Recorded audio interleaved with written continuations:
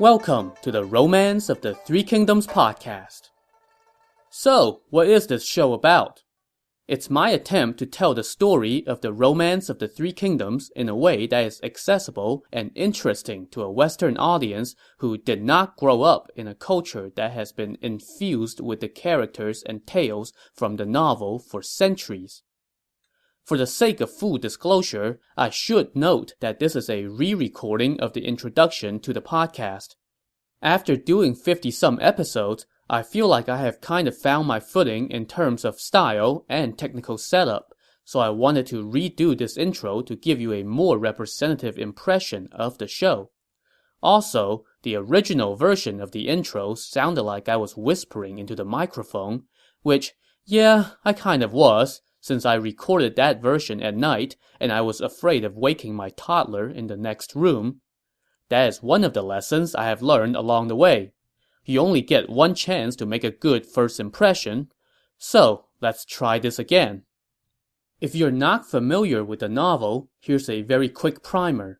If you want more information than what I'm providing here, there are certainly many sources of information online, so I am not going to read the Wikipedia entry to you. The book is considered one of the 4 great classic Chinese novels. It covers a period of almost 100 years, from 184 to 280. That takes us from the last days of the Han Dynasty to the founding of the Jin Dynasty. The novel has often been called 70% history and 30% fiction. If you want to compare the novel to something from the West, I have seen some comparisons of it to Game of Thrones, but I would say that it's like Game of Thrones if Game of Thrones is still popular 1,000 years from now.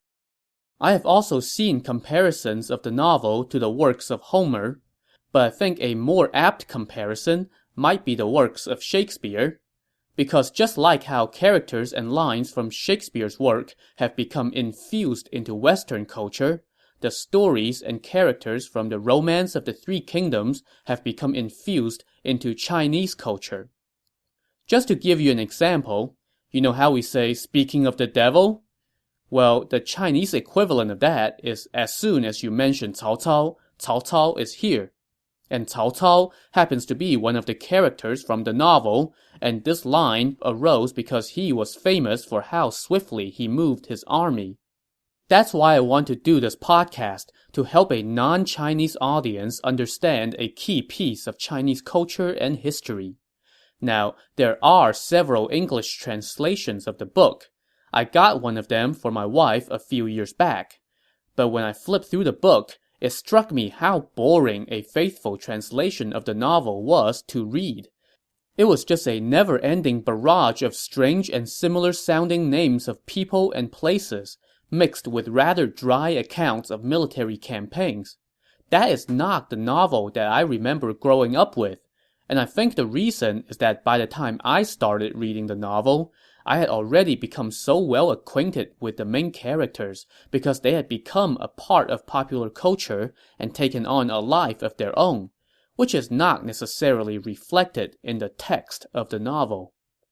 So I'm retelling the story with more color instead of just reading straight from a translation of the novel. Along the way, I explain the numerous cultural and historical references, as well as inject a little bit of my own thoughts from time to time. I think this will make the story more interesting and help you gain a better understanding of the various characters.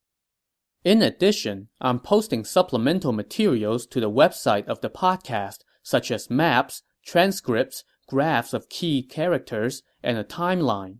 The website is threekingdomspodcast.com, spelled with the number 3. From time to time, I also post links to other relevant material that will help you get a better idea of certain aspects of the book and the historical era in which it is set. As for the pace of the show, I have found a routine that works well for me. I release 1 new episode per week for 3 straight weeks, and then I take a week off to relax and maybe get a little bit ahead in my preparation. This is a long novel, and the last thing I want to do is to get burned out and quit halfway through. I estimate that this podcast would run roughly 150 episodes, which means it will probably take about 4 years to complete. We are in this for the long haul, and I need to pace myself accordingly. Finally, a couple caveats. I am not a professional storyteller or a voice actor. I'm not even that good of a public speaker. Also, before this podcast, I had not done much audio recording and editing, so naturally, the early episodes are a little rough when compared to the later ones. I would say that I begin to find my footing style-wise after about 10 episodes, and the audio quality gets much better around episode 53. So bear with me early on. I was figuring things out as I went. I promise you that it gets better. Alright, so that's a brief overview of what this podcast is all about. I hope you will give it a chance. I can't wait to dive into the story. In the meantime, check out the website, threekingdomspodcast.com, spelled with the number 3. There, you will also find links to the show's social media presence on Facebook and Twitter.